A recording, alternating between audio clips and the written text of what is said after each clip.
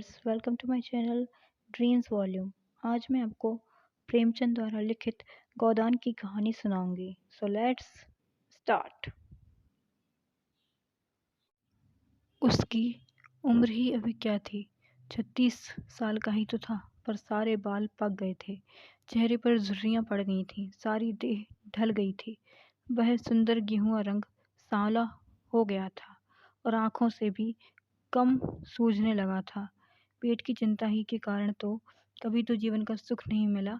इस चिरस्थायी जीर्णावस्था ने उसके आत्मसम्मान को उदासीनता का रूप दे दिया था।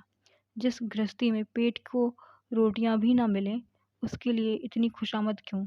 इस परिस्थिति से उसका मन बराबर विद्रोह किया करता था और दो चार घुड़कियां खा लेने पर ही उसे यथार्थ का ज्ञान होता था।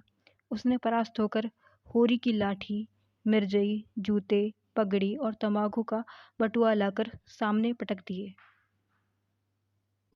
होरी ने उसकी ओर आंखें तरेर कर कहा, क्या ससुराल जाना है जो पांचों पोशाक लाई है? ससुराल में भी कोई जवान चालीस लज नहीं बैठी जिसे जाकर दिखाऊं।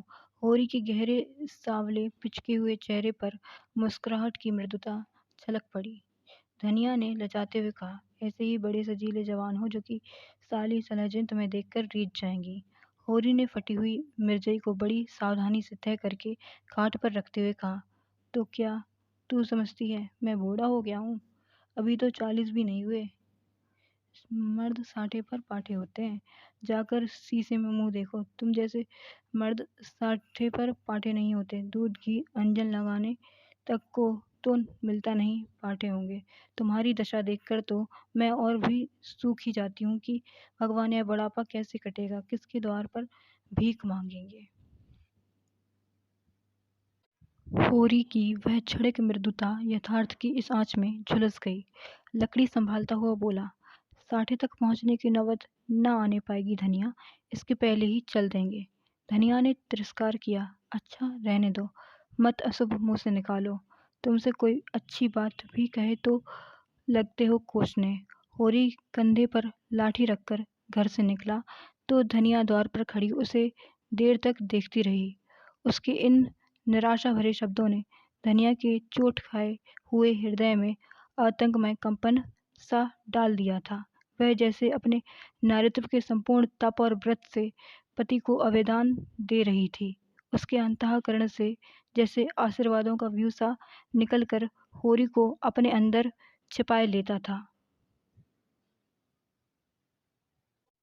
विपन्नता के इस अथाह सागर में सुहाग ही वह तृण था जिसे पकड़े हुए वह सागर को पार कर रही थी। इन असंगत शब्दों ने यथार्थ के निकट होने पर भी मानो झटका देकर उसके हाथ से वह तिनके का सहारा छीन लेना चाहा।